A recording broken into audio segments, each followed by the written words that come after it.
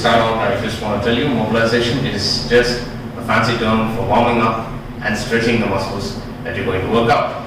So I've kept this day totally for mobilization because a lot of us are neglecting warm up and warm down, and I just wanted to give a separate day for this so that your body will be healthy and free from injury.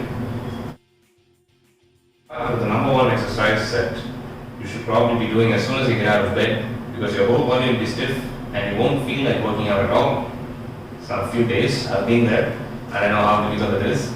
So when your body feels that stiff, you really need to mobilize it properly, and the number one exercise for that is inchworms. We already covered this exercise in one of the days that we covered last week, and let me show it to you again.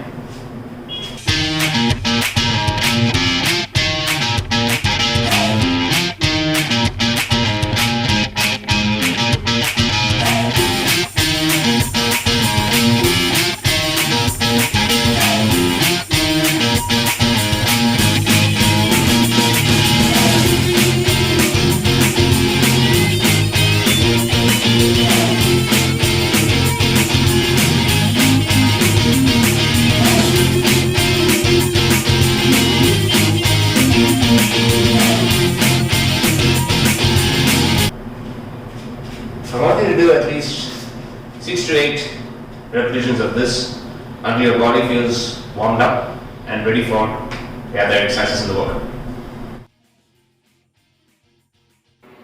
Now coming for the CatCow stretch. This stretch aims at both the thoracic as well as the lumbar spine. For most of us at work, we would be hunching over mobiles or having a very slumped posture. Sometimes while we are sitting in the chair, we may feel our back sliding downwards as we continue to sit. So the main problem with this is because of the slumped posture, and here we try to bring our back out of the slumped posture and into a better posture. So we move or mobilize both the thoracic as well as the lumbar spine so that the back gets rid of the stiffness in both areas, so that we will feel more comfortable while we are working, not just while we are working, but also while we are engaging in exercise.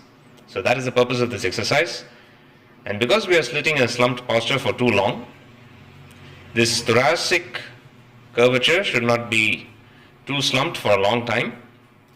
Hold that stretch only for 3 to 5 seconds and hold the stretch in the lumbar region for a slightly longer time. So that's how this CatCow stretch should be done. Aim to perform at least a minimum of 20 repetitions.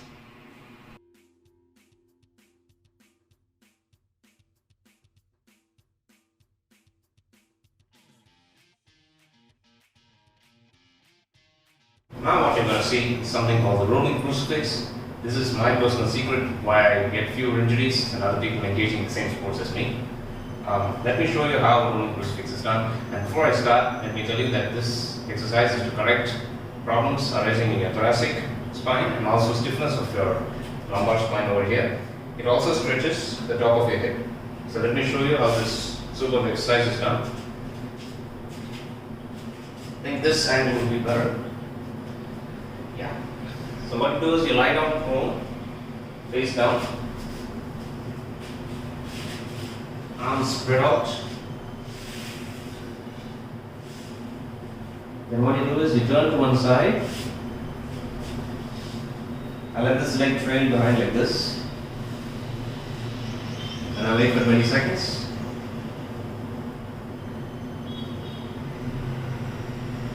So notice that while I'm stretching, you see my thoracic spine relaxing here. And I'm letting gravity do the work. It's pulling my hand downwards and also my spine to the side. Once I complete 20 seconds, I turn over.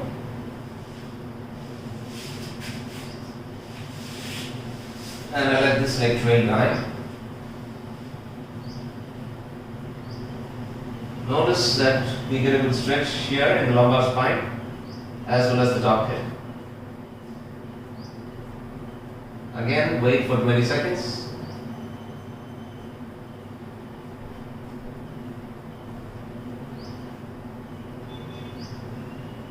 and then shift.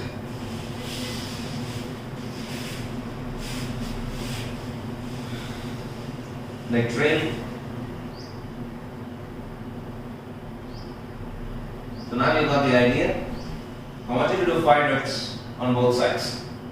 5 reps on this side, 5 reps on this side. So that will ensure that you have good mobility of the thoracic and your lumbar spine, as well as a little more efficiency in the top leg.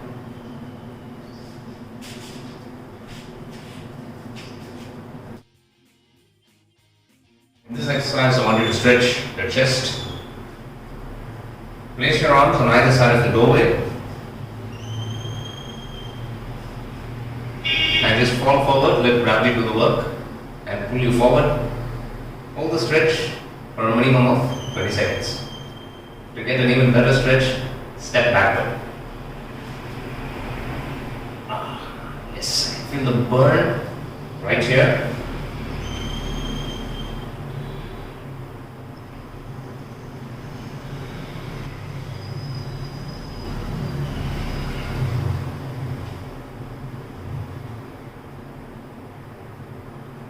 Yeah, that completes one. Wait for 10 seconds and repeat the rep.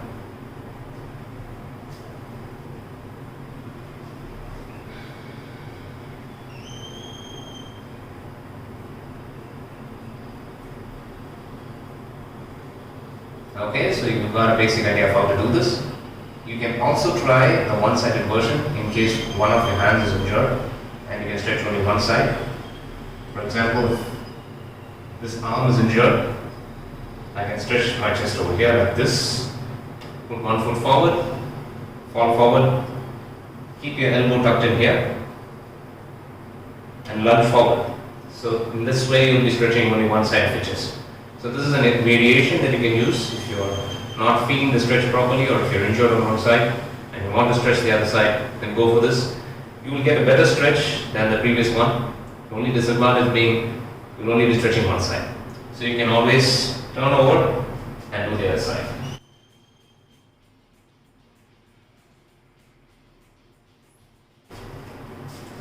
Right guys, that brings us to an end of the session today.